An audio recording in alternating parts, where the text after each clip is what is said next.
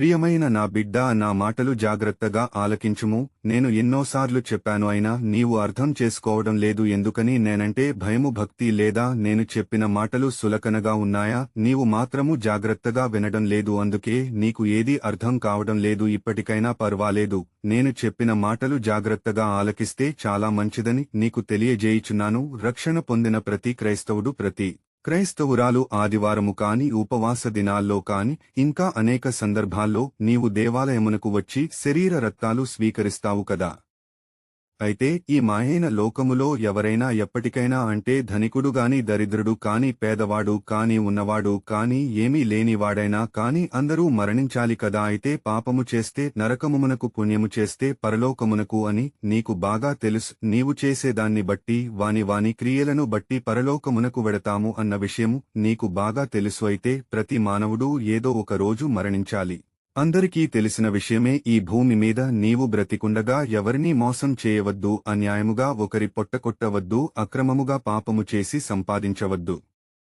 నేను ఎందుకు చెబుతున్నాను అంటే, ఈ లోకములో నీవుగాని నేనుగాని అశాశ్వతమైన వ్యక్తులము, శాశ్వతమైన వ్యక్తులము కాదు. ఈ భూమ్మీద ప్రతి ఒక్కరూ మరణించాలి. ఇది తథ్యం. ఏమి చేస్తే పరలోక రాజ్యము వెడతావు అని అనుకుంటున్నావు కదా. ఏమి చేస్తే పరలోక రాజ్యము వస్తావు? నేను చెప్పిన మాటలు జాగ్రత్తగా వింటే తప్పనిసరిగా నీ కష్టార్జితాన్ని నీవు అనుభవిస్తావు. పరిశుద్ధ గ్రంథములో లాజరు మరణించాడు కదా. లాజరు అక్క చెల్లెళ్ళు మరియా, మార్తాలు నన్ను అడిగిన ప్రశ్న ఏమిటంటే, ప్రభువా, మీరు ఇక్కడ ఉంటే నా తమ్ముడు లాజరు మరణించేవాడే కాదు అని అన్నారు.